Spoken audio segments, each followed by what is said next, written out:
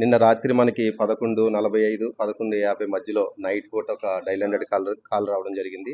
ఈ కాల్ సారాంశం ఏంటంటే, ఈ శ్రీశ్రీ సూట్స్ ఏదైతే ఉందో దీని ఆపోజిట్ రోడ్డు మీద కొంతమంది వ్యక్తులు వచ్చి ఒక వ్యక్తిని కర్రలతో కొట్టి పారిపోయినట్టు, అతను అన్కాన్షియస్లో ఉన్నట్టు మనకు ఒక మెసేజ్ రావడం జరిగింది.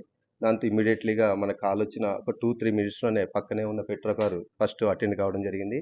అటెండ్ అయ్యి మాకు ఇన్ఫర్మేషన్ ఇచ్చారు.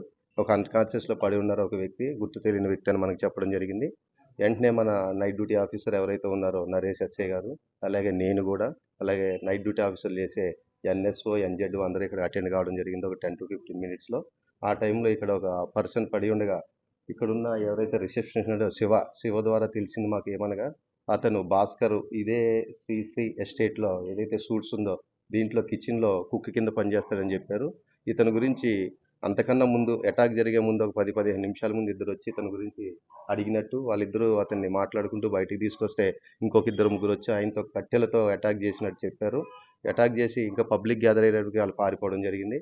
ఆ తర్వాత మేము వచ్చిన తర్వాత అతన్ని చూస్తే అంబులెన్స్ పిలిపించి 108 పిలిపిస్తే అన్కాన్షియస్లో ఉన్న వ్యక్తి చనిపోయినట్లు మాకు నిర్ధారించుకోవడం జరిగింది. వెంటనే అటు డెడ్ బాడీని మన కొండాపూర్ నుంచి గవర్నమెంట్ హాస్పిటల్ నుంచి ఉస్మానియాకి తరలించాం.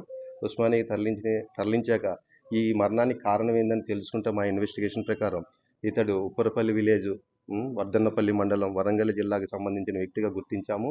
ఇతను గత 2 ఇయర్స్ నుంచి ఇక్కడ కిచెన్లో కుక్ కింద పనిచేస్తున్నాడు. ఇతను వాళ్ళ ఊరికి